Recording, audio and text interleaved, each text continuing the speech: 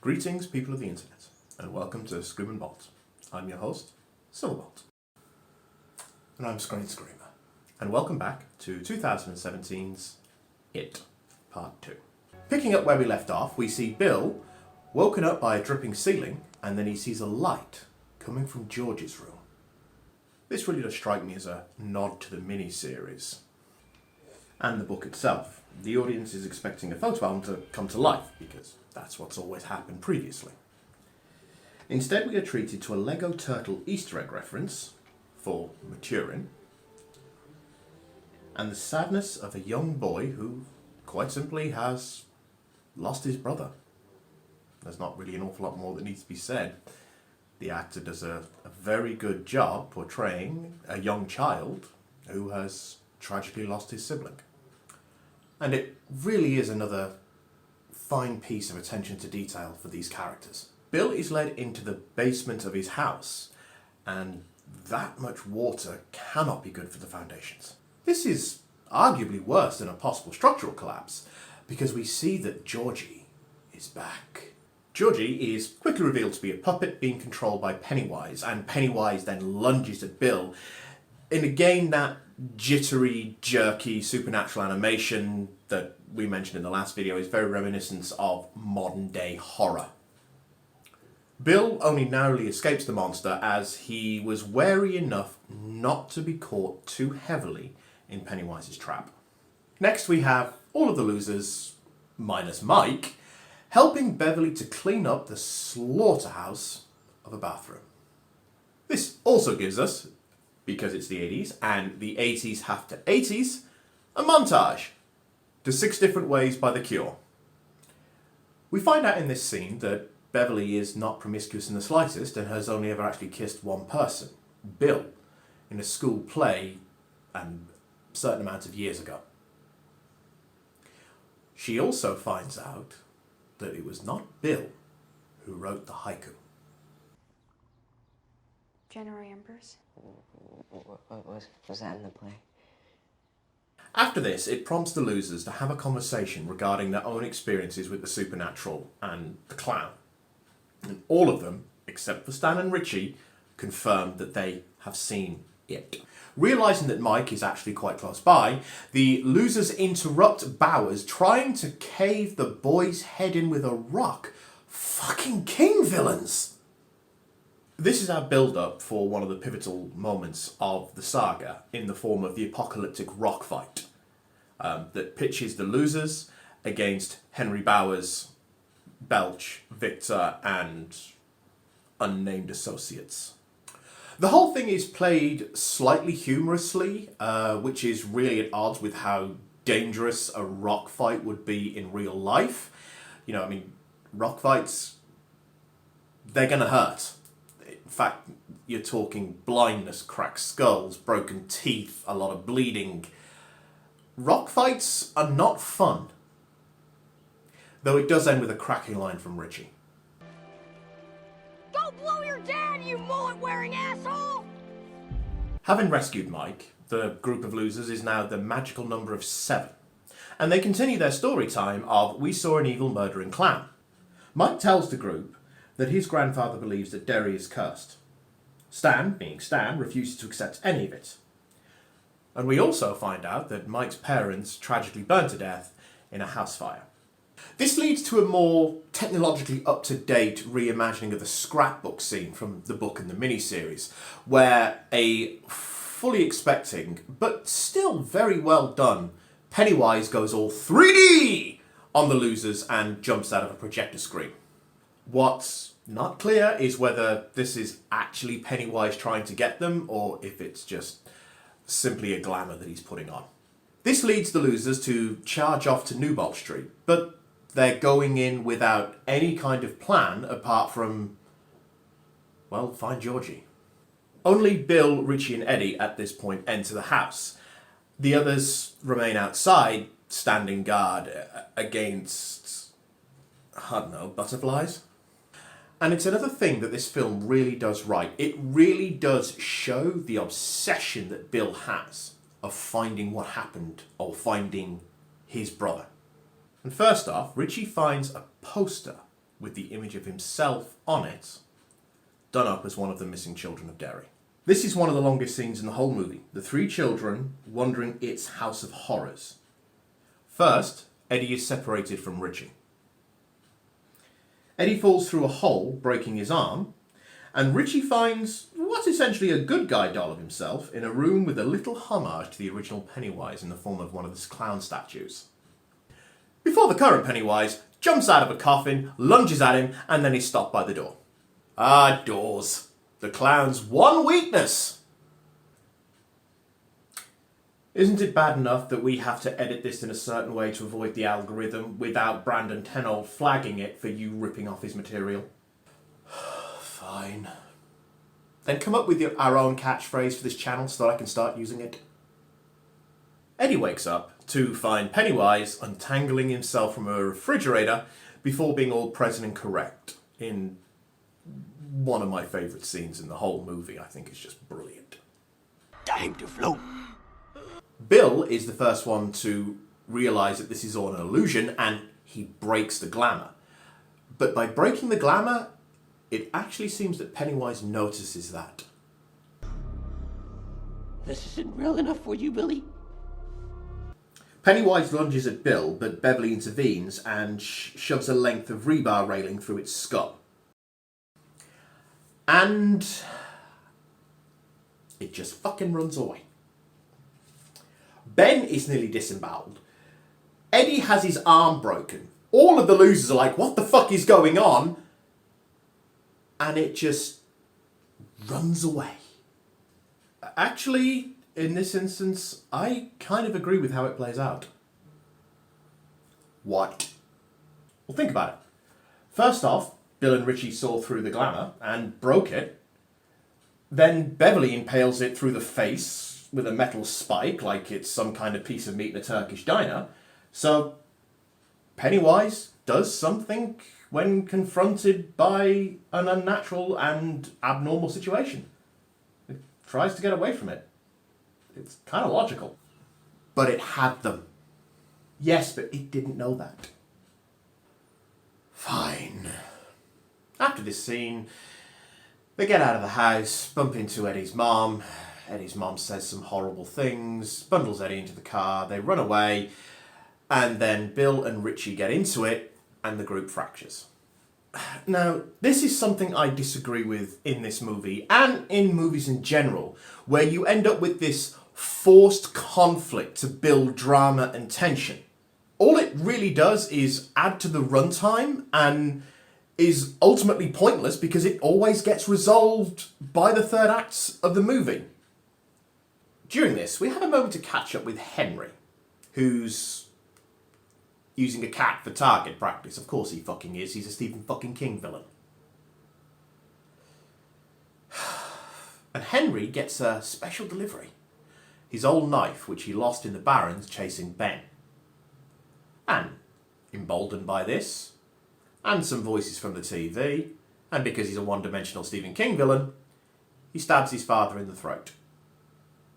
Though to be fair, he does that in the book. A deleted scene that was filmed but not put in the final edit of the movie shows that at this point Henry has completely gone off the rails and has actually killed Belch and Victor in the car. Okay, so I'm going to take a moment here and I'm going to talk about Henry. Henry is really a weak point in this film. In the book, Henry's character is built upon. You find out what's wrong with him. And though he was always violent and sadistic, his sadism escalates to the point where he's going to commit murder. Here, he's just a deranged lunatic from the fucking get-go. And it's nothing to do with the actor's performance. It's purely to do with the way the character is written. There is no explanation for Henry's violence.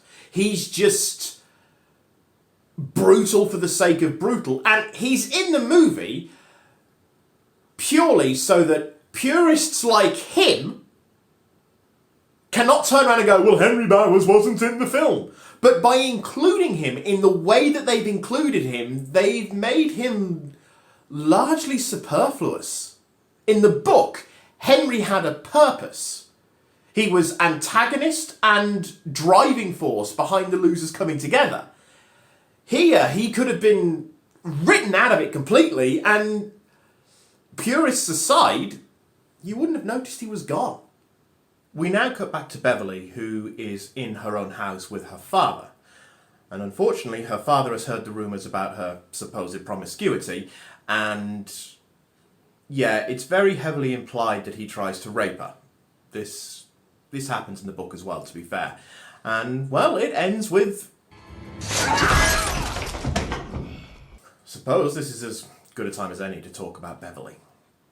This is where I start to have issues with Beverly. All throughout this movie, she's been portrayed as this forthright, kind, outgoing, strong person, whilst she's been heavily implied to be sexually abused at home and is victimised in school for being promiscuous and whatever rumours are put up about her. The issue here that a child that is raised in this kind of environment is not going to be bubbly and vivacious. They're going to be shy and timid. However, that's not my main issue. My main issue with this is that now Beverly, before this being this strong, on an equal footing with the boy's character, is suddenly relegated to the damsel in distress that the boys then have to go back in and save. For the rest of the movie, she's just there to be rescued. Up until the very final few moments. This issue of Beverly getting kidnapped is as a result, really, of the forced conflict that the writers put upon us in the last scene. If they really wanted to go down the route of having someone get kidnapped so the losers are forced to come back together in order to rescue them, then I'm sorry, it should have been Stan. Because at least then Stan would have had something to do apart from just making up the numbers. The six boys, as a group, head back to Newbold Street.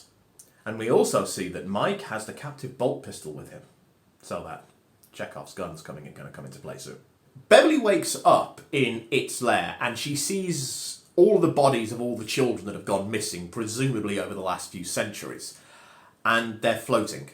Literally floating, which is a really, really, really good touch. To make them literally floating, to put actual gravity behind the phrase, we all float down here, is really, really clever. Pennywise, who for the first time ever is actually living up to his name and doing some actual dancing, suddenly puts the magical deadlight whammy on her after she... I'm not afraid of you. And this is something about this movie that makes absolutely no sense to me. Why can it not still kill them? Why do they have to be afraid for it to kill them? It is a physical being. You know, we see that it can pick people up. So it's clearly physical. So why does it need an emotional state of fear in order to kill? Henry then shows up, and in fulfilling his role as threatening and demonic but ultimately useless, has a scuffle with Mike and then takes a swan dive down the well in a fall that really should kill him, but I'm fairly sure he's going to show up in the sequel. Also, are we just going to gloss over the fact that an 11-year-old boy just murdered someone? In self-defense, but still. Stan gets separated, but the rest of the losers are able to show up in time before Stan is finished off by the clown. And yes, it could be said that again, Pennywise should have but didn't kill them, but in this scene, it kind of looks like it is just playing with his food. You got to bear in mind is that at this point, the children have done what no one else has done. They've come underground after it. And as far as Pennywise is concerned, they're just 6 little children lost in the dark. Following Georgie's ghost / Pennywise glamour, the losers finally find Beverly. Ben gets to first base, and then Bill shoots Pennywise with the aforementioned Chekhov's gun captive bolt pistol. Which, of course, quickly morphs into Pennywise, and the climax can begin.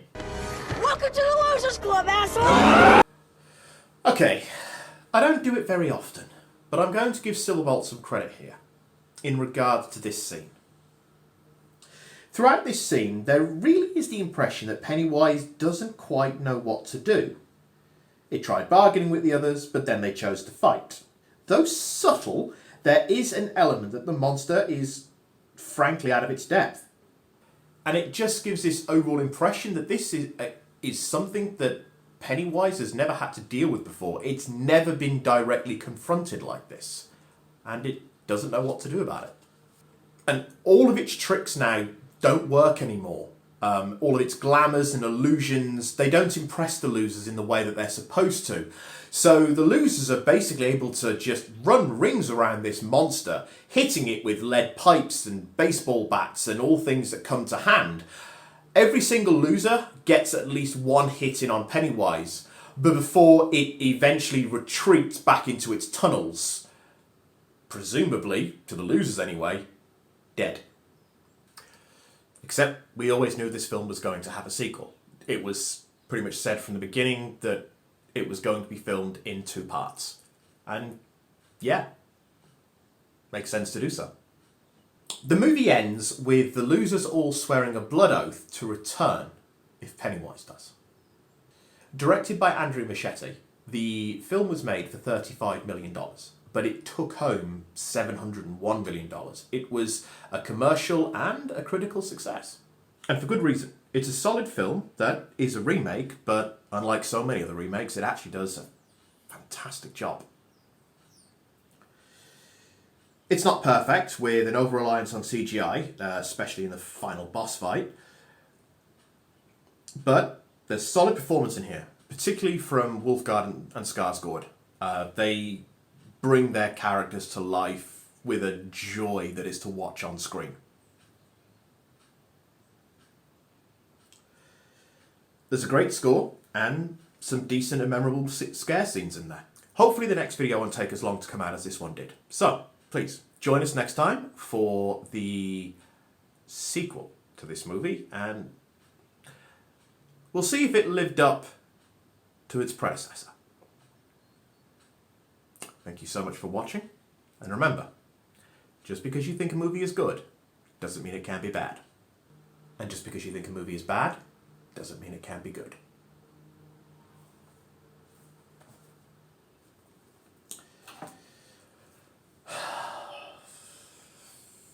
And now we get to do the real reason we did these 3 videos.